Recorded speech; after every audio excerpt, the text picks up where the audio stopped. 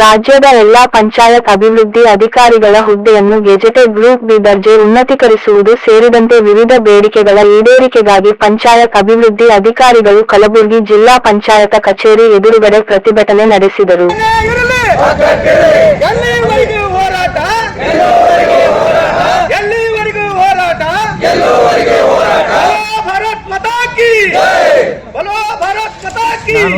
ನಾನು ರೂಢಿ ಅಂತೇಳಿ ಪಂಚಾಯತ್ ಅಭಿವೃದ್ಧಿ ಅಧಿಕಾರಿಗಳ ಕ್ಷೇಮಾಭಿವೃದ್ಧಿ ಸಂಘದ ಜಿಲ್ಲಾಧ್ಯಕ್ಷರಾಗಿದ್ದು, ಇಂದು ಮೊನ್ನೆ 4ನೇ ತಾರೀಕಿನಿಂದ ರಾಜ್ಯಾದ್ಯಂತ ಎಲ್ಲ RDPR ಕುಟುಂಬದಿಂದ ಎಲ್ಲ ಇಲಾಖೆ 12 ಸಂಘಗಳು ಕೂಡಿಕೊಂಡು ನಾವು ರಾಜ್ಯಾಧ್ಯಕ್ಷರ ಕರೆ ಕೊಟ್ಟಿದ್ರು. ಅನಿರ್ದಿಷ್ಟವಾದಿ ಹೋರಾಟ ಹಲವಾರು ಬೇಡಿಕೆಗಳು, ಪಂಚಾಯತ್ ಅಭಿವೃದ್ಧಿ ಅಧಿಕಾರಿ ಸಂಘ ಇರ್ಬೋದು, ಗ್ರೇಡ್ 1 ಕಾರ್ಯದರ್ಶಿ ಸಂಘ ಇರ್ಬೋದು, ಗ್ರೇಡ್ 2 ಕಾರ್ಯದರ್ಶಿ ಇರ್ಬೋದು, ದ್ವಿತೀಯ ದರ್ಜೆ ಲೆಕ್ಕ ಸಹಾಯಕರ ಸಂಘ ಇರ್ಬೋದು, ಹಾಗೂ DO ಕಂಪ್ಯೂಟರ್ ಆಪರೇಟರ್ ಸಂಘ ಇರ್ಬೋದು, ಕರ ಉಸ್ಲಿಗಾರ ಸಂಘ ಇರ್ಬೋದು, ನೀರ್ಗಂಟಿ ಸಂಘ ಇರ್ಬೋದು, ಜವಾನರು ಇರ್ಬೋದು, ಸ್ವಚ್ಛತಾಗಾರರು ಇರ್ಬೋದು ಮತ್ತು ಗ್ರಾಮ ಪಂಚಾಯತಿ ಜನಪ್ರತಿನಿಧಿಗಳ ಸಂಘ ಎಲ್ಲರೂ ಬೇಡಿಕೆಗಳು ಎಲ್ಲ ಒಕ್ಕೂಟವಾಗಿ ಒಂದು RDPR ಕುಟುಂಬವಾಗಿ ನಾವು ಅನಿರ್ದಿಷ್ಟವಾಗಿ ಫ್ರೀಡಂ ಪಾರ್ಕ್ ಹೋದ್ರೆ ಮೊನ್ನೆ 4ನೇ ತಾರೀಕಿನಿಂದ ನಮ್ಮ ಹೋರಾಟ ಸ್ಟಾರ್ಟ್ ಆಯಿತು.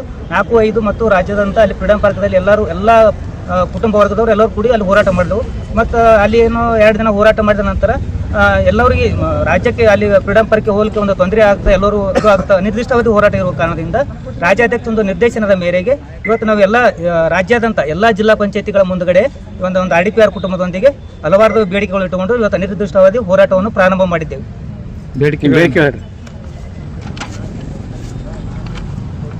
ಬೇಡಿಕೆಗಳು ಪಂಚಾಯತ್ ಅಭಿವೃದ್ಧಿ ಅಧಿಕಾರಿಗಳ ಸಂಘದಿಂದ ಬೇಡಿಕೆ ರಾಜ್ಯದ ಎಲ್ಲ ಪಂಚಾಯತ್ ಅಭಿವೃದ್ಧಿ ಅಧಿಕಾರಿಗಳನ್ನು ಗೆಜೆಟೆಡ್ ಮಾಡಬಹುದು.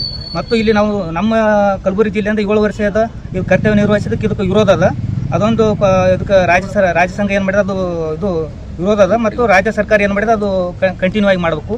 ಮತ್ತು ಪಂಚಾಯತ್ ಅವರು ಜ್ಯೇಷ್ಠತಾ ಪಟ್ಟಿಯನ್ನು ಕೂಡಲೇ ಅಂತಿಮಗೊಳಿಸಿ ಬಡ್ತಿ ನೀಡಲು ಕ್ರಮ ವಹಿಸಬೇಕು. MGNRG ಅನುಷ್ಠಾನಪಡಿಸುವ ಗುರಿ ನಿಗದಿಪಡಿಸುವುದನ್ನು ಕೈಬಿಡಬೇಕು. ಅವಶ್ಯಕತೆ ಇಲ್ಲದ ಕಡೆಗಳಲ್ಲಿ ಗ್ರಾಮ ಪಂಚಾಯತ್ ಅಭಿಪ್ರಾಯ ಪಡೆದು ಕೂಸಿನ ಮನೆ ಮುಂದುವರಿಸಬೇಕು.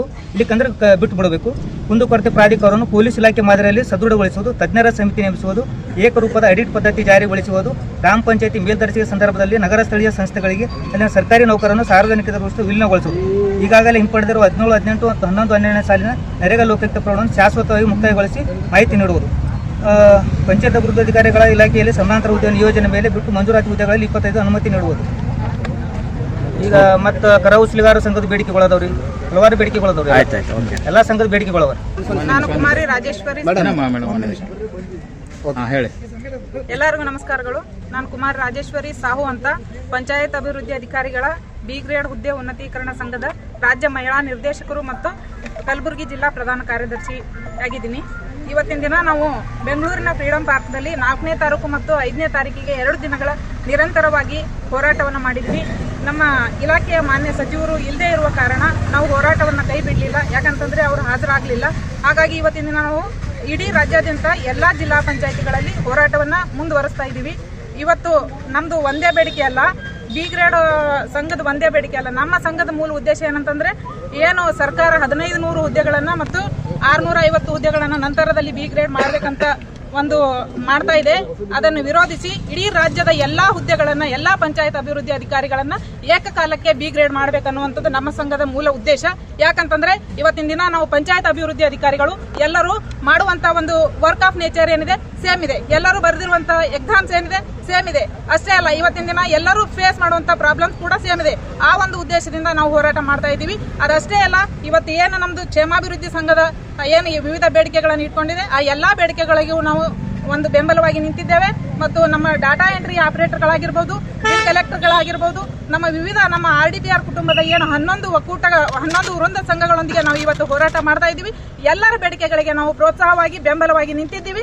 ಎಲ್ಲಿಯವರೆಗೆ ಅಂತಂದ್ರೆ ನಾವು ನಮ್ಮ ಬೇಡಿಕೆಗಳನ್ನ ಪಡೆಯುವವರೆಗೆ ಈ ಹೋರಾಟವನ್ನ ಇಡೀ ರಾಜ್ಯಾದ್ಯಂತ ಎಲ್ಲಾ ಜಿಲ್ಲಾ ಪಂಚಾಯತಿಗಳಲ್ಲಿ ಕೈ ಬಿಡುವುದಿಲ್ಲ, ನಿರಂತರವಾಗಿ ಹೋರಾಟ ಮಾಡ್ತೀವಿ.